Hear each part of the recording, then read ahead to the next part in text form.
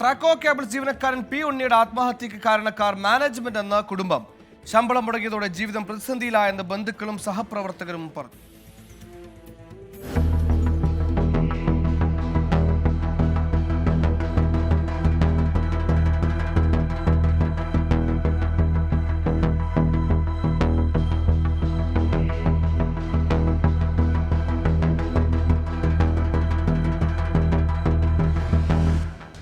സംസ്ഥാന പൊതുമേഖലാ സ്ഥാപനമായ ട്രാക്കോ കേബിളിൽ 2 വർഷമായി തൊഴിലാളികൾ സമരത്തിലാണ്. 11 മാസമായി ശമ്പളം പൂർണ്ണമായി മുടങ്ങി.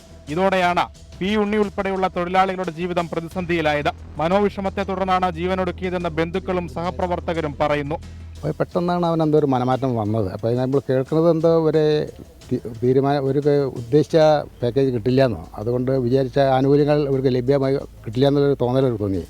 അതുകൊണ്ടായിരിക്കണം എൻ്റെ അച്ഛൻ ഈ കടുകൈ ചെയ്യാൻ അവനെ പ്രേരിപ്പിച്ചു. കമ്പനിയിൽ നിന്ന് എന്തെങ്കിലുമൊക്കെ കിട്ടുമെന്നുള്ള നിലയിലായിരുന്നു ഇത്രയും നാൾ വെയിറ്റ് ചെയ്തുകൊണ്ടിരുന്നത്.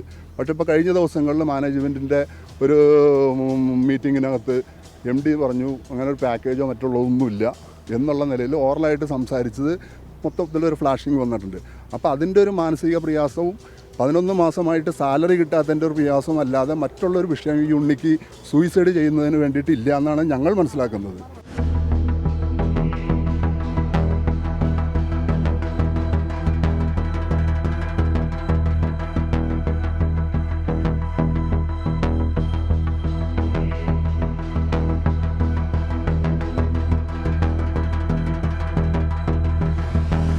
ട്രാക്കോ കേബിളിലെ പ്രതിസന്ധി പരിഹരിക്കാൻ സർക്കാർ ഇടപെടൽ നടത്തിയിട്ടുണ്ടെന്ന് വ്യവസായ മന്ത്രി പി രാജീവ്. പരിഹാര ശ്രമങ്ങൾക്കെതിരെ കോടതിയെ സമീപിക്കുന്നത് ജീവനക്കാരാണെന്ന് മന്ത്രി കുറ്റപ്പെടുത്തി.